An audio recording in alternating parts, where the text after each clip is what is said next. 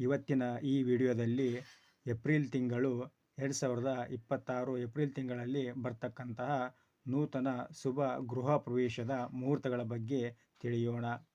ತಾರೀಖು 20/4/2026 ಸೋಮವಾರ ಶ್ರೀ ಬಸವೇಶ್ವರ ಜಯಂತಿಯಂದು ತೃತೀಯ ತಿಥಿ ರೋಹಿಣಿ ನಕ್ಷತ್ರ ಸೌಭಾಗ್ಯ ಯೋಗ ಗರಜಕರಣ ಇರುತ್ತದೆ. ಇದು ಸರಿಸುಮಾರು 100ಕ್ಕೆ 100ರಷ್ಟು ಶುಭ ಮುಹೂರ್ತ ಇರುತ್ತದೆ. ಅವತ್ತಿನ ದಿವಸ ಶ್ರೀ ಗೋಮಾತಾ ದೇವಿಯ ಪ್ರವೇಶದ ಸಮಯವು ಬೆಳಗ್ಗೆ 6 ಗಂಟೆಯಿಂದ ಬೆಳಗ್ಗೆ 6:48 ಒಳಗೆ ಅಮೃತ ಶುಭ ಮುಹೂರ್ತದಲ್ಲಿ ಮಾಡಬಹುದು. ನಂತರ ತಾರೀಖು 29/4/2026 ಬುಧವಾರ ತ್ರಯೋದಶಿ ತಿಥಿ ಹಸ್ತ ನಕ್ಷತ್ರ ಸಾಧಾರಣ ಯೋಗ ಬಾಲವಕರಣ ಇರುತ್ತದೆ.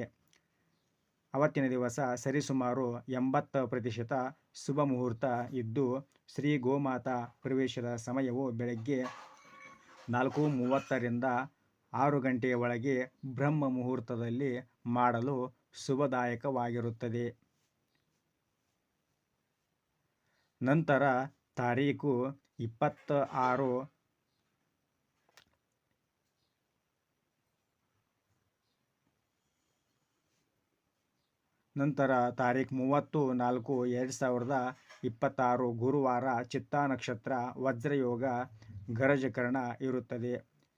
ಇದು ಸರಿಸುಮಾರು 75% ಶುಭ ಇದ್ದು ಅವತ್ತಿನ ದಿವಸ ಶ್ರೀ ಗೋಮಾತಾ ದೇವಿಯ ಪ್ರವೇಶವು ಬೆಳಗ್ಗೆ 7:30ರಿಂದ 8:24 ಒಳಗೆ ಅಮೃತ ಶುಭ ಮುಹೂರ್ತದಲ್ಲಿ ಮಾಡುವುದು ಉತ್ತಮವಾಗಿರುತ್ತದೆ.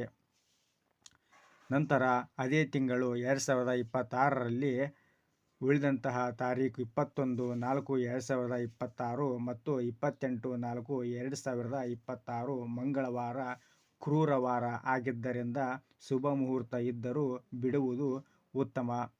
ಮತ್ತು ತಾರೀಖು 21/4/2026 ಮಂಗಳವಾರ ಸರಿಸುಮಾರು 90% ಶುಭ ಮುಹೂರ್ತ ಇರುತ್ತದೆ. ಮತ್ತು ತಾರೀಖು 28/4/2026 ಮಂಗಳವಾರ ಸರಿಸುಮಾರು 74ರಿಂದ 75ರಷ್ಟು ಶುಭ ಮುಹೂರ್ತ ಇರುತ್ತದೆ. ಆದರೂ ಕುಲದೇವರು ಹೆಣ್ಣು ದೇವರಾಗಿದ್ದರೆ ಮಂಗಳವಾದರೂ ಸಹ ಮಾಡಲು ಅಡ್ಡಿಯಿಲ್ಲ ಮತ್ತು ಉತ್ತಮವಾಗಿರುತ್ತದೆ.